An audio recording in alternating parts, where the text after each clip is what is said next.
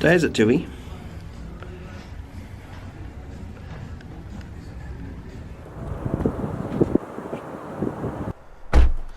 Tui, get in the back. You're messing up Daddy's... No. Get in the back. Little monster. Okay, so here we are, finally, picking up the 911. Exciting day, Tui. What do you think? Pretty indifferent.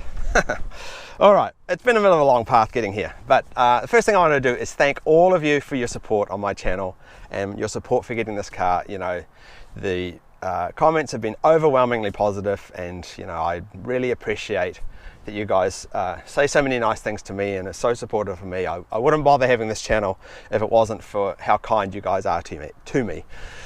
So with that said, I'm hoping that owning this car is an experience that I can share with you guys, and we can have a lot of fun with it. So yeah, and I'm sure it's going to be a great car. So first thing I'll say, of course, is buying a brand new car makes absolutely no financial sense.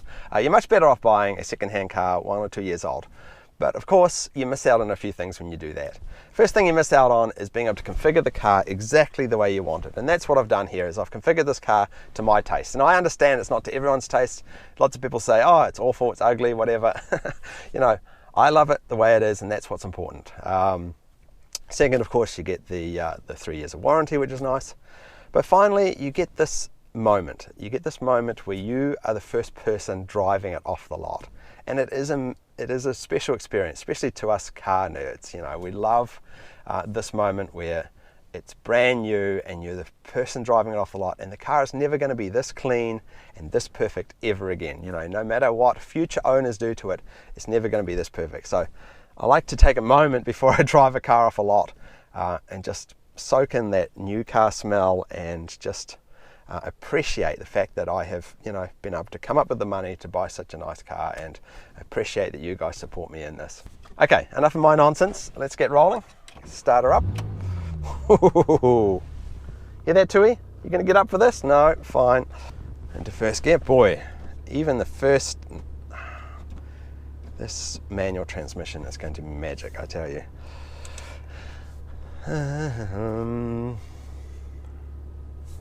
Park brake. Oh, that's something's going to annoy. Turn off. There we go. Here we go.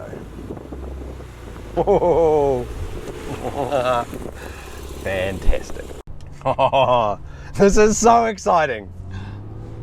Oh, other mirror. Oh, watch out for that BMW. It's going to back.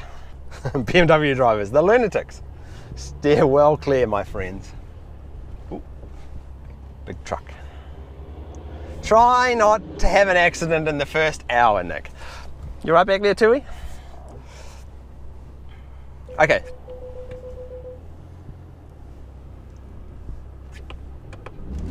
We're rolling.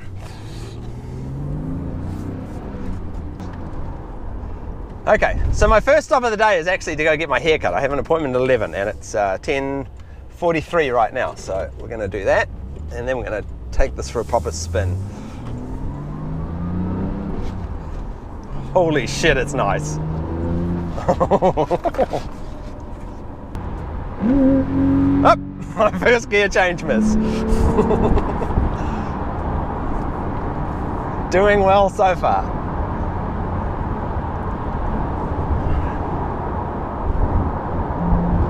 So the first things I want to point out are 3 changes I made to my configuration after I did my last configuration video.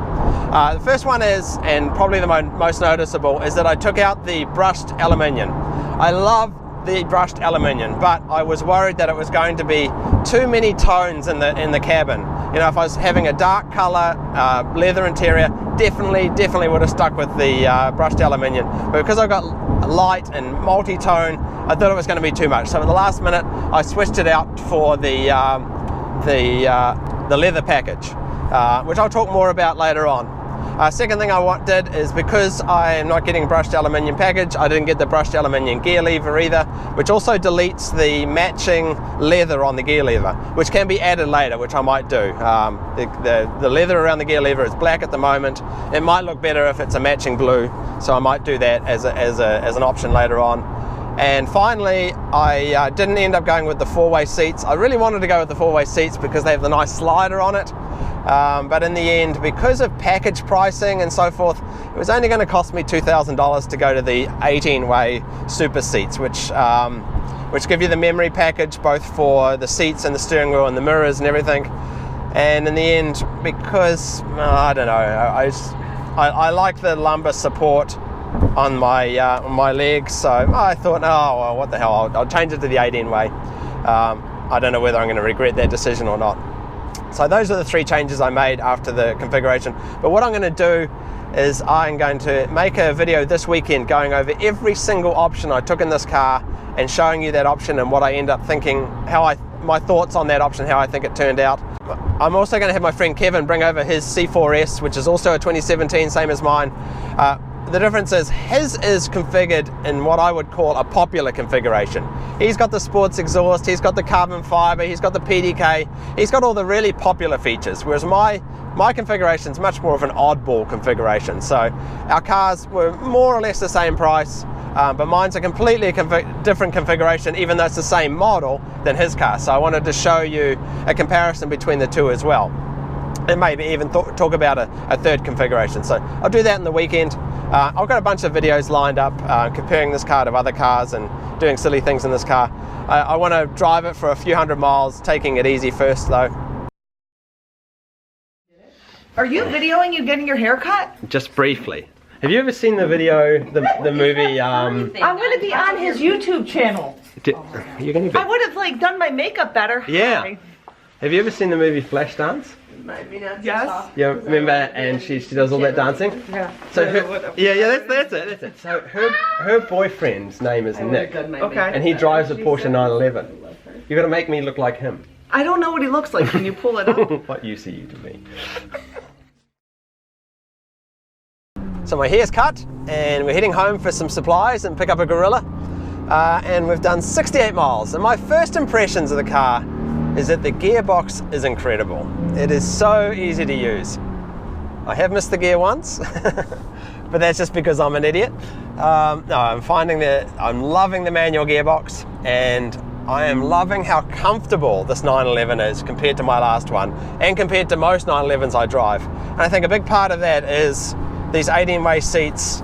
I've already got them to just the perfect spot, and they just feel more, I don't know, they feel softer and more snuggly than the 14 ways I had before. But I think a big part of the comfort of this car is not getting that sport suspension.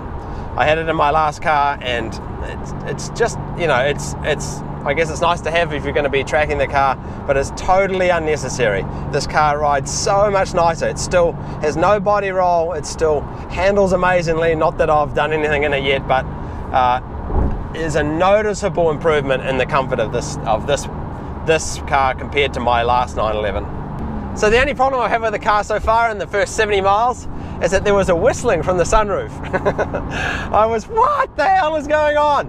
And of course, it is Tui. It is always Tui. She keeps stepping on the little buttons in the middle console when she gets in and out of the car. So she pressed the button for the sunroof momentarily and just opened it a crack. And so I was driving along and there was a whistle and I'm, oh!